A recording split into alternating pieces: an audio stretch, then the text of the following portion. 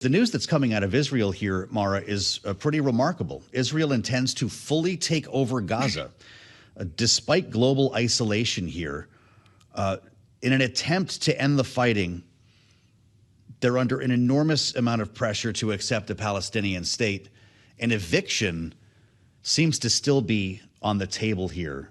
President Trump was asked quite recently, it was in fact the 31st of July, about the situation in Gaza, knowing that he has suggested removing everyone and building waterfront condos. This is the most recent take from President Trump. Oh, it's terrible what's occurring there, yeah. It's a terrible thing. People are very hungry. You know, the United States gave $60 million for food, and it's a shame because nobody, I don't see the results of it.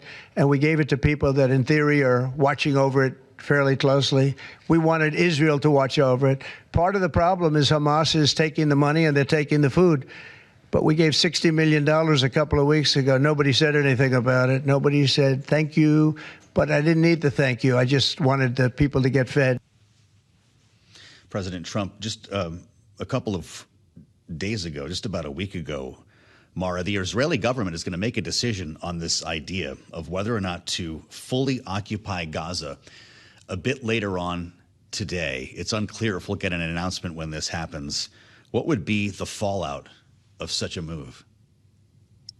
Joe, listen, it would be a devastating decision for Israel to make, not only for the Palestinians in Gaza, but for the Israeli polity itself. To be clear, this is an Israeli political leadership decision, one that has been long pushed by the far-right members of Prime Minister Netanyahu's coalition. The military, the Israeli Defense Forces, is against this decision, and it's been remarkably public in their statements about thinking this is not a wise course. And so it is very unclear how this plays out for Israel within its own country, never mind, as you've pointed out, the international reaction. I will say President Trump, much as he wants to get credit for the United States supplying humanitarian assistance, which is important, but the United States has done for years and years, the important thing is that there is not a way forward for that humanitarian assistance. The United States did not do its due diligence on the mechanisms that were set up.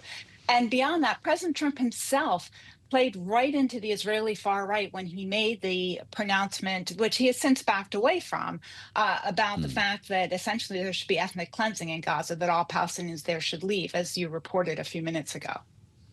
Yeah. I don't know if you saw his post on Truth Social this morning with regard to the entire region, I guess, is the only way I can put it. The president writes, now that the nuclear arsenal being created by Iran has been totally obliterated. You can see the post on Bloomberg TV. It is very important to me, he says, that all Middle Eastern countries join the Abraham Accords. This will ensure peace in the Middle East. Thank you for your attention to this matter. How does he expect Middle Eastern nations, allies or not, to respond to such a message? So, Joe, it's not clear what President Trump expects. I will say what ties together your questions on this, on the Russia-Ukraine situation, on what's happening in Israel now, is that President Trump lacks an internal advisory process that every other president has relied on. I know because I was chief of staff of the National Security Council for two previous presidents.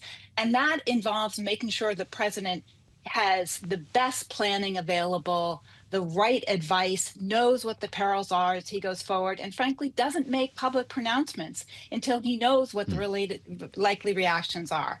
And so while there is tremendous opportunity in the region, I would say as a result of the actions against Iran and some of the combined interests, the actions of some of the Gulf states at this point, for a regional framework for security and economy and energy, that also requires finding a pathway to a Palestinian state. And the Gulf countries have been very clear about that. So that is the necessary price for the Abraham Accords and a way forward. And it's also what Israel needs to have a day after for Gaza at this point for Israel's own interests.